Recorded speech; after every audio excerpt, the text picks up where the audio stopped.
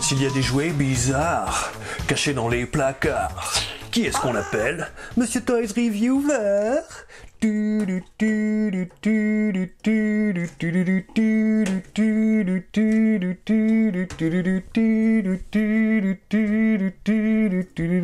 I'm afraid of no toys. Non, je ne suis pas effrayé par les jouets, bien que cela fiche un peu la frousse, il faut bien l'avouer. Vous avez peut-être reconnu le générique de SOS Fantôme, et il s'agit ici d'une gamme de jouets inspirée par la série télévisée animée d'animation appelée The Real Ghostbusters, sortie après le premier film SOS Fantôme et diffusée en France à partir de 87 dans l'émission Kaboukabin sur Canal+, et rediffusée en 89 sur TF1.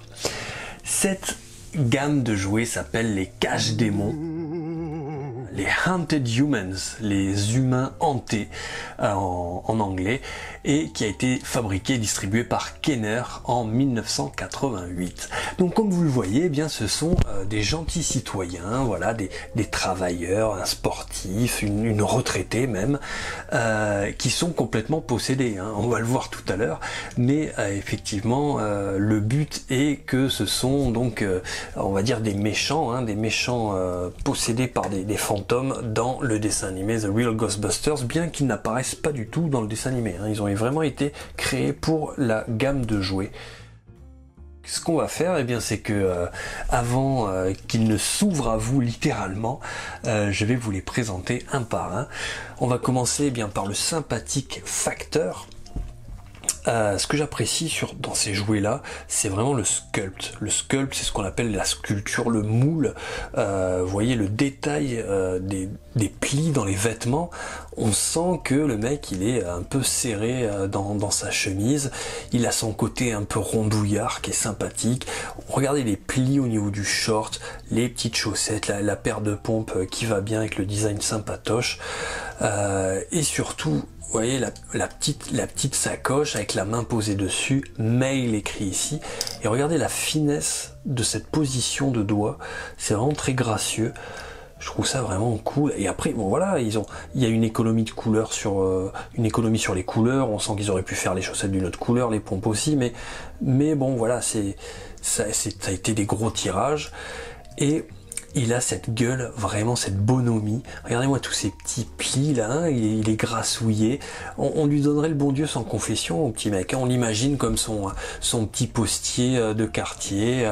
Eh bonjour madame, comment allez-vous? Oh bonjour bon monsieur, je vous ferai bien la bise, mais vous savez ce qui se passe, il faut garder ses distances avec le coronavirus. Oh pas de problème madame, je comprends. Du coup je vous la glisse directement dans la fente. Oh mais enfin, vous savez, à mon âge, ça ne serait pas très raisonnable. Non, je parlais de la boîte aux lettres. Oh, oui, bien sûr. Enfin voilà, il a l'air vraiment sympa, hein. Mais en fait, se cache un monstre immonde. C'est le Facteur Croqueur. Mail fraud en anglais, hein, le courrier frauduleux. Voilà, pour pas... C'est vrai qu'on n'a plus envie de faire des petites blagounettes avec des courriers. Il a carrément la chair apparente, avec les gencives saillantes et les dents vraiment pointues.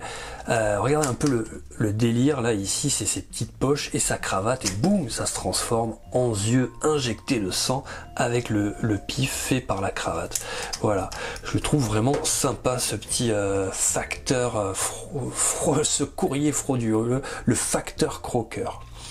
Ensuite, eh bien, c'est notre éboueur avec sa poubelle abîmée. Vous voyez là aussi le sculpt, il y a un détail, il y a le détail, voilà le pantalon qui tombe, qui est un peu large, derrière il y a écrit Can Man, donc l'homme de la benne, et puis cette gueule aussi sympa, voilà, il a l'air un peu goguenard, les yeux bleus injectés avec un point blanc au milieu, et lui il se renverse carrément la poubelle sur la tronche, il sort une espèce de gueule de libellule translucide, avec ici de la bave, on ne sait pas ce que c'est. Là, boum, une paire de chicots de l'espace, style alien, et enfin hop, les ailes translucides aussi. Et voilà, et on a une sorte de mouche à merde de Tchernobyl, hein. On ne sait pas quel genre de poubelle il allait récolter, mais voilà le genre de bestiaux qu'on a en face de nous. C'est assez flippant, mais c'est très drôle aussi, quoi. J'ai oublié de vous montrer le détail dans la poubelle.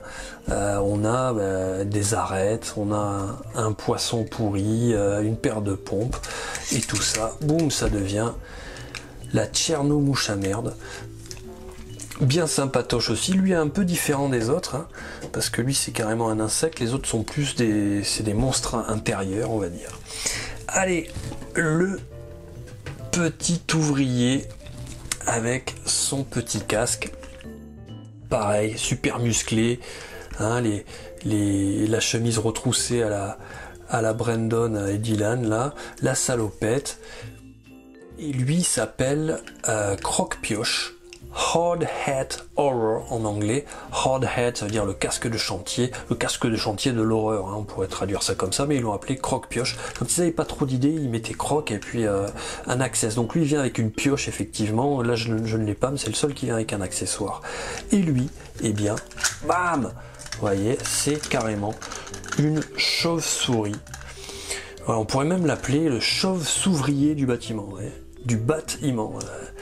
C'est comme si c'était fait mort par une araignée, une chauve-souris radioactive, un peu quelque part, mais il n'est pas devenu Batman, il est devenu une sorte de truc dégueulasse.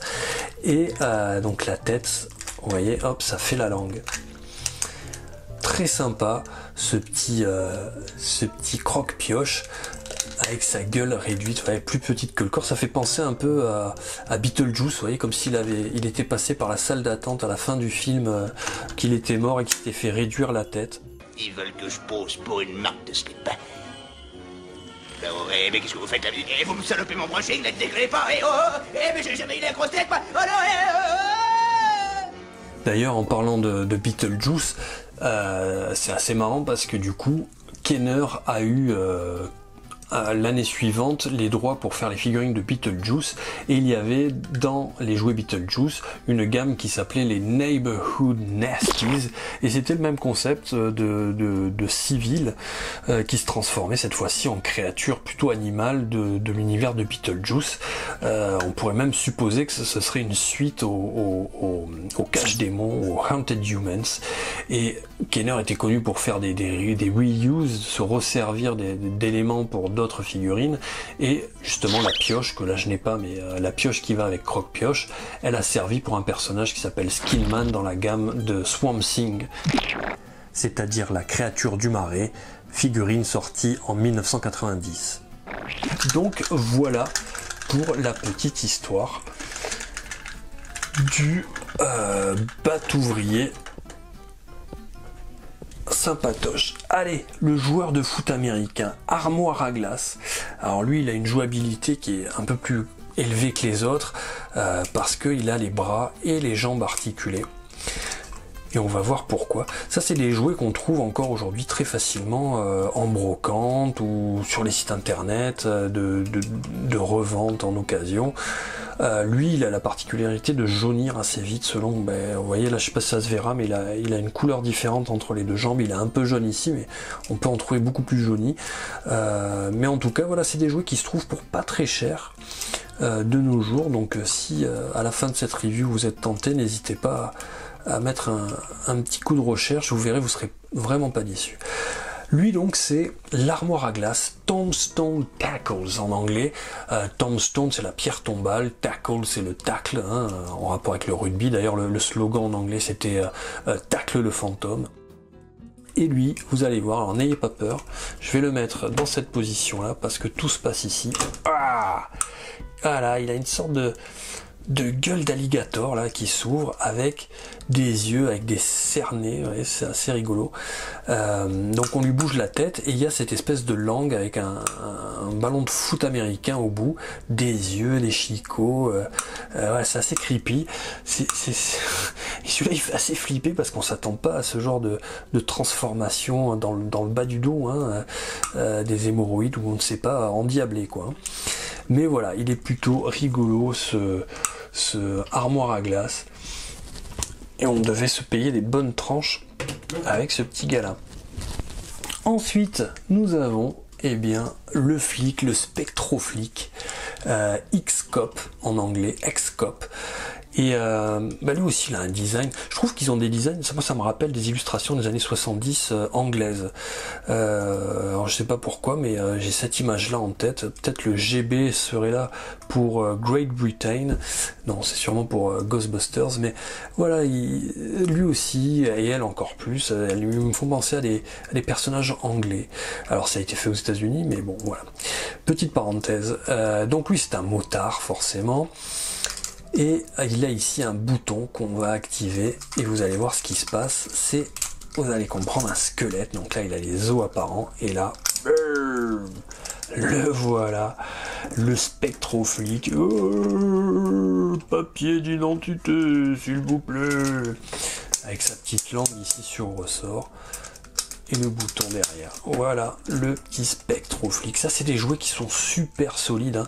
Moi, ça fait partie des rares jouets de ma collection que je peux laisser les yeux fermés à mes enfants, qui sont petits. Et franchement, à part de la bave dessus, mais ça va tellement bien avec l'univers, il n'y a rien à craindre. Ça résiste. C'est très très résistant. Voilà, et on s'amuse. C'est facile à transformer. Que du plaisir. Allez, Mamie Burke, alias Granny Gross en anglais. Ah, elle est sympa, c'est la reine d'Angleterre, elle. Hein. Hi, my friends. Elle est super rigolote. Avec, regardez, la peau qui part en couille là, au niveau des genoux, les petites pompes. Voilà, la petite permanente. Mais elle fait encore plus flipper. On lui tourne ici, on lève, boum, déjà elle a un troisième œil sur le crâne. Ça c'est complètement psychédélique et ça lui fait sortir les yeux des orbites. Regardez, je vous le refais au ralenti. Hop. Et pour encore plus faire flipper,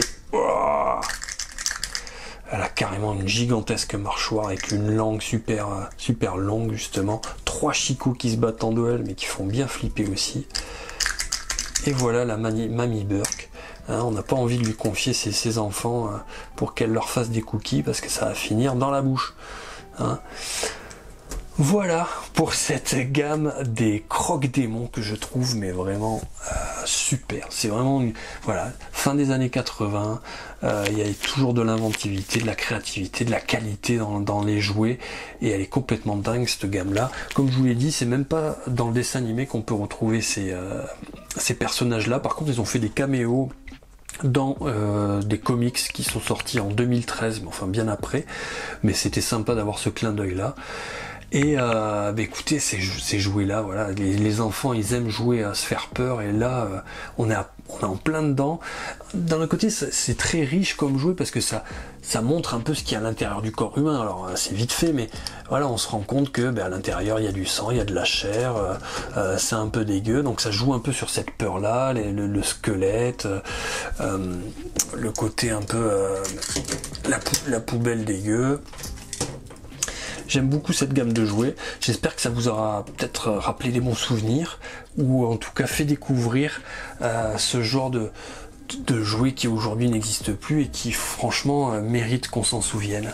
Voilà, si vous avez aimé cette vidéo, je vous encourage à la partager pour que d'autres personnes puissent l'aimer aussi, et en même temps ça fait connaître la chaîne et puis ça fait toujours plaisir d'avoir une communauté qui s'agrandit. C'était Monsieur Toys, on se dit à plus pour une prochaine, au revoir. Si t'as kiffé la review, même si t'as rig 2 secondes, avant de partir pose un like. Si tu veux passer pour un fou, au risque de te péter un ongle, appuie sur le bouton de partage. Si t'as pas compris ce que t'as vu, mais qu'au fond toi t'en redemandes, l'ami faut que tu subscribes, l'ami faut que tu subscribes.